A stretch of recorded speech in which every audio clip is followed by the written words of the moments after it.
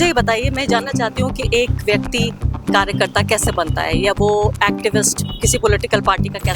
तो इसके लिए तो बीजेपी ज्वाइन करनी चाहिए थी, क्योंकि वो तो जो जीतता हुआ घोड़ा है उस पे दांव लगाती हैं आप। पूरी पढ़ाई लिखाई करके अच्छे से समझ के, विचारधारा को समझ के, तब आपने कांग्रेस पार्टी ज्वाइन की। तू आरजेडी काहे ने ज्वाइन कर लूं, तू कांग्रेस काहे ज्वाइन कर लूं। अब इसमें देख तो रहे हैं हम, राहुल गांधी स्टार नहीं सुपरस्टार बने हुए हैं, लेकिन उनको गांधी नाम से लोग देखने तो आ जाते हैं, लेकिन वोट डालने नहीं आते। समझ रहे हैं अब, मतलब देश का शायद ही कोई ऐसा प्रधानमंत्री हो, मतलब देश का सबसे झूठा प्रधानमंत्री, जुमलों वाला प्रधानमंत्री, कोई भी बातें जिसने पूरा किया हो का कोई भी एक ऐसा है, तो भारत की जनता जागे और समझे उस चीज को, वो अपने हक के लिए खड़ा हो। तो मैं कह सकती हूँ कि as a daughter of army person and wife of naval person, I know the pain of Agniveer. क्या डिफरेंसेस है अग्निवीर और नॉर्मल, मैं समझ सकती हूँ। नमस्कार, बहुत बहुत स्वागत है आपका इस खास कार्यक्रम में। सबसे अच्छी बात ये होती है जब आप स्टूडियो से बाहर निकल के मैदान में आते हैं कि सिर्फ नेताओं से नहीं, नेताओं की जो पब्लिसिटी का मटेरियल है वो तो आपको मिल जाता है पार्टी के पेजेस से, यूट्यूब्स के जरिए, किसी भी तरीके से मिल जाता है, लेकिन सबसे ज्यादा जो शानदार बात होती है वो होती है आम लोगों से मिलना और आम कार्यकर्ता से मिलना। मैं कहती हूँ कि मेरा फिलहाल जो बिहार की इस ट्रिप का जो एक अचीवमेंट है वो ये कि जो लोकल यहाँ के कार्यकर्ता हैं, बिहार में रहने वाले, चाहे वो आरजेडी के हों, कांग्रेस पार्टी के हों, वाम दलों के हों, उनसे मुझे निजी तौर पे मिलने का मौका मिला कि आखिर वो क्यों ऐसी पार्टियों के साथ अभी भी जुड़े हुए हैं जो लूजिंग पार्टी हैं।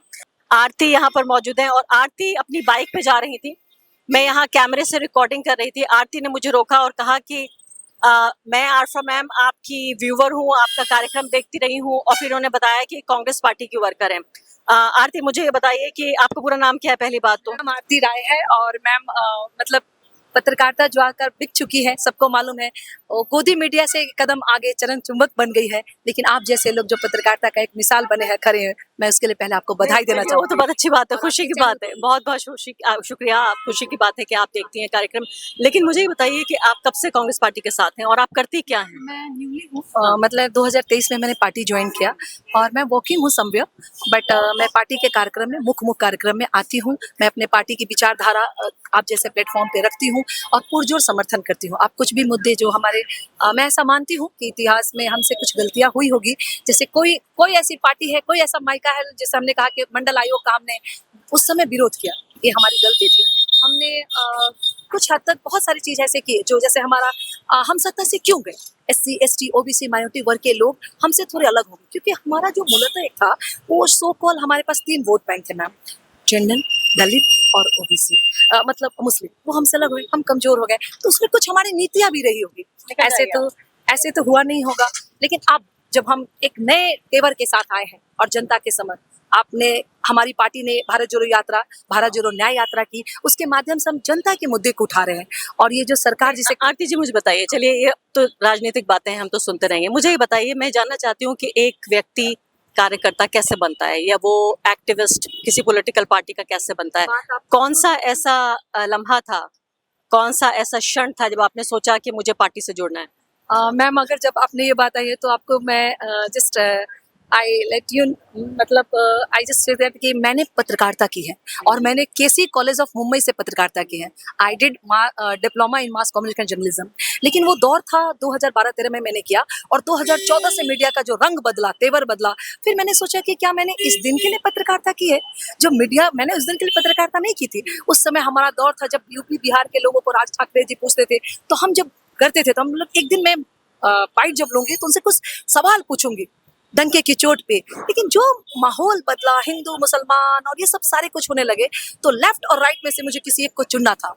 और जो पार्टी भारतीय इतिहास की बात करती है, जिसमें इतिहास के मतलब आज़ादी में बहुत बड़ा योगदान है, और मैंने मॉडर्न हिस्ट्री पढ़ी है, तो मॉडर्न हिस्ट्री में जो सो रहा है मैं पूरा रिलेट करती हूँ, जैसे भारत छोड़ो आंदोलन, इस सारे कानून को मैं, वो भारतीय राष्ट्रीय कांग्रेस और फिर बाद में हिस्ट्री जो मॉडर्न हिस्ट्री था, उससे मैंने भारतीय राष्ट्रीय कांग्रेस। तो आप कह रही हैं पूरी पढ़ाई लिखाई करके, अच्छे से समझ के, विचारधारा को समझ के, तब आपने कांग्रेस पार्टी ज्वाइन की। लेकिन लोग कहेंगे भाई बिहार में तो उतना जनाधार भी नहीं है कांग्रेस पार्टी का, आपने कांग्रेस ही ज्वाइन की, आप तो आरजेडी ज्वाइन कर सकती थी, JDU ज्वाइन कर सकती थी। बिल्कुल मैम, इसमें भी एक बात है कि जो मेरा परिवार है वो आरजेडी सपोर्टर है, मेरे पापा आरजेडी के कार्यकर्ता है।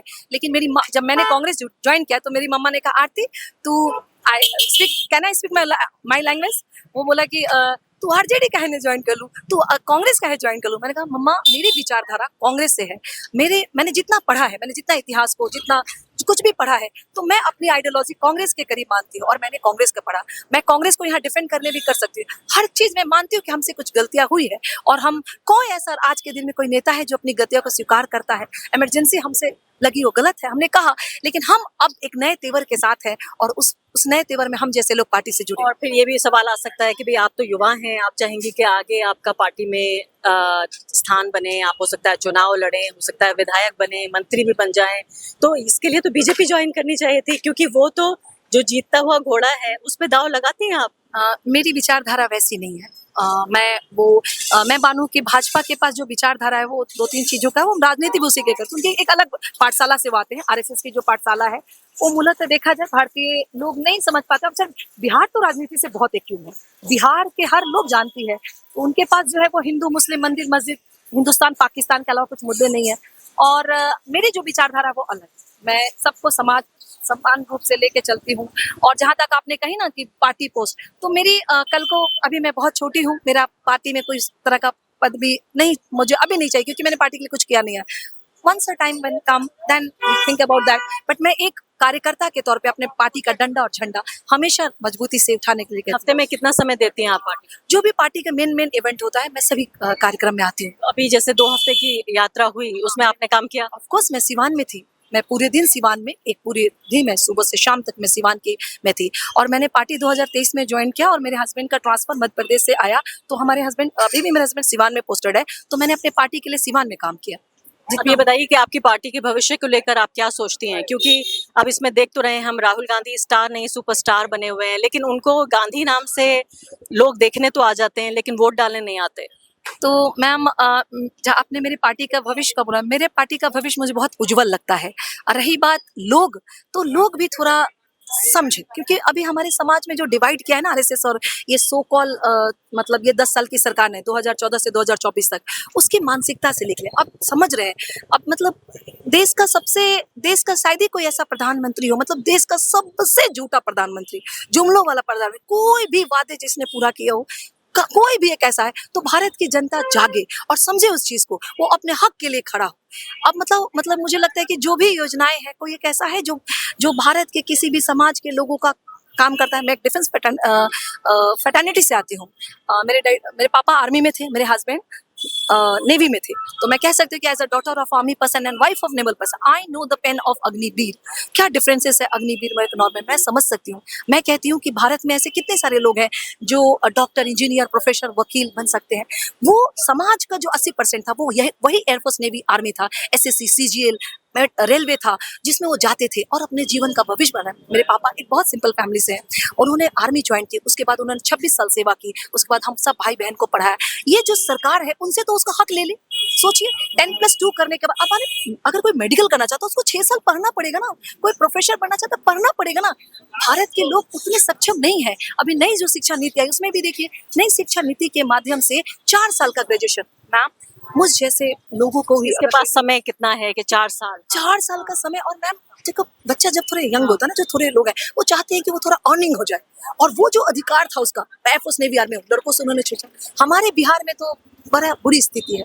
अग्निवीर का मैं प्रॉब्लम समझ सकती हूँ, कितना दिक्कत है उसका। और यही देखिए आईबीपीएस का देख लीजिए, पहले 2014-15 उससे पहले ये इसका आईबीपीएस का गठन पी चिदम्बरम जी, जो हमारे माननीय वित्त मंत्री थे, उन्होंने किया था। उस समय 30,000, 40,000, मेरे हस्बैंड खुद के 17,000 वाले में चल रहा है। आज के डेट में आईबीपीएस कितना आता है? 5,000, 8,000। सोचिए, पॉपुलेशन तो बढ़ रहा है, लेकिन उस सोर्सेस हम नहीं ला पा आप रहे कह हैं। रही हैं हालात खराब हो रहे हैं और आम जनता इस बात को अब धीरे-धीरे समझ रही है। मुझे सीधे-सीधे बताइए आप ईमानदारी से कि क्या वाक़ई आपको ऐसा लगता है कि आपकी पार्टी की मिली-जुली सरकार, जो गठबंधन की सरकार है, वो बन सकती है? क्या आपको लगता है?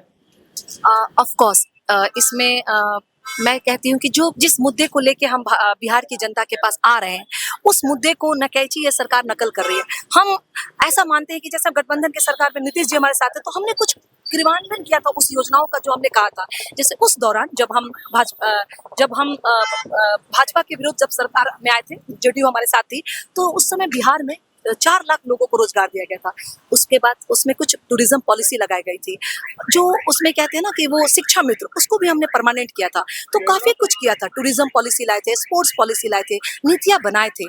और मैं आपके चैनल के माध्यम से, मैं एक महिला हूँ और आप एक महिला है, मैं मानती हूँ कि आप एक बहुत सशक्त महिला है, तो महिलाओं को मैं एक कहना चाहूंगी कि हाँ, बिहार की जनता महिलाओं को कि कुछ काम नीतीश जी ने किया होगा, लेकिन अब वो समय आ गया है कि अब आप अपने हकों के लिए, आज आशा, रसोईया, आंगनबाड़ी दीदी, वो 2500 3000 में उनकी कुछ मांगे हैं जो हम महागठबंधन के लोग कहते हैं हम उनको देंगे।